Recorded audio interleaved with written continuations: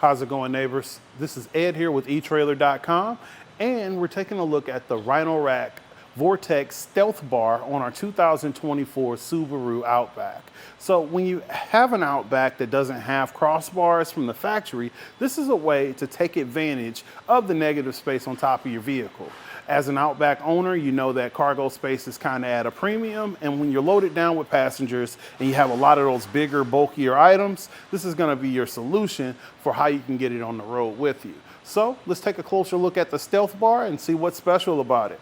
You may notice with the StealthBar, it has a very low profile. So what that's going to do for you is help minimize how much you're adding to the top of your vehicle. So if you're adding cargo boxes, rooftop baskets, bicycles, what have you, it's going to give you just that much more space to get those items stacked on top. Setup is super easy. It just takes a little bit of research looking on Rhino-Rack's site to figure out what the configuration is for the strap that wraps around your factory rail that runs front to back. But other than that, everything snaps together pretty easy, and it has an included tool, so you'll be able to get going right away. All four of your feet are going to have lockable caps, and they're constructed of glass reinforced nylon. What that means for you is the fact that this is going to hold up against the elements as far as hot, cold, UV light, sunlight, and wind the same way that the plastics on your Subaru will. So it's designed to take all the abuse of the adventures you're going to have out there on the road. Now, taking a closer look at the crossbar itself, you can see that it is an H extrusion pattern in there. And what that does for you, that's going to allow you to have a higher capacity as far as what the crossbars themselves can hold up to. Now, again, you definitely want to make sure you're checking your manual to see what the rooftop capacity is, but the Vortex bars are going to hold up to anything you throw at them. Now, as far as setup, I already said that it's super easy, and I'll show you how to get it on top of your Subaru. Everything you need to set up your StealthBar comes in the packaging with it, so we'll go ahead and get that going.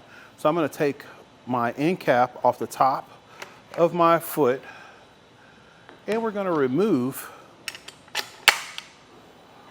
the Allen key right here. This is where our strap is going to connect to our StealthBar.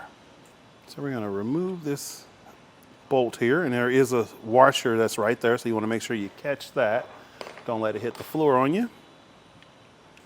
And this is where our strap is going to be installed. So I took a look at our Rhino-Rack online as far as which number we're going to set this up on. You have 1, 2, 3, 4, and this is going to be set up on the number 1 spot. So we're going to slide this in, and I'm just going to get my hardware started. And now we're going to fasten down our Allen key. So from here, now that we have this strap connected, we're going to slide this barrel over. This is where we're going to make our connection once we get on top of the vehicle. But now, while we still have our end cap off, we're going to put our Vortex strip in our H channel. When you're installing your Vortex strip, I found that it works a little bit better to get one side in and just kind of push the other side over into the track, and it just allows it to work itself into place. You kind of go down and back up until you get it flush inside, and it just kind of pops right in. Now, the good thing about these types of tracks is if you have channel mounted accessories, you can trim these to size and still have your accessories in your H track. Now we're going to install the rubber foot on the back of our clamp here.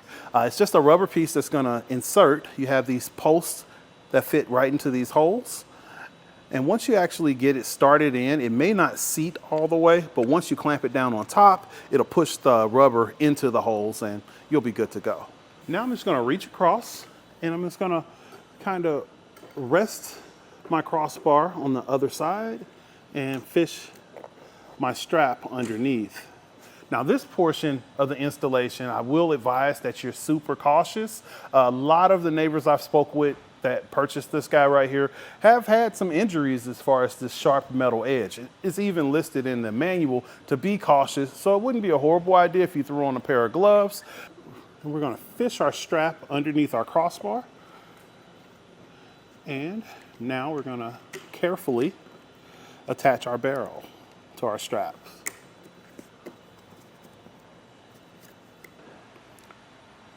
You want to make sure you're going from side to side as you're tightening down your crossbars, just to keep it from pulling from one side or the other.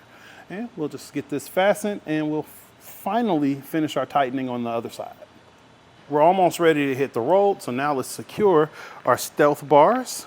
We're going to get our lock core inside of the top of our foot by aligning the edge here with that divot that's on the inside of our lock core, and we'll just pop that right into place. By default, it's going to be locked, so you're going to need your key to unlock it and install it.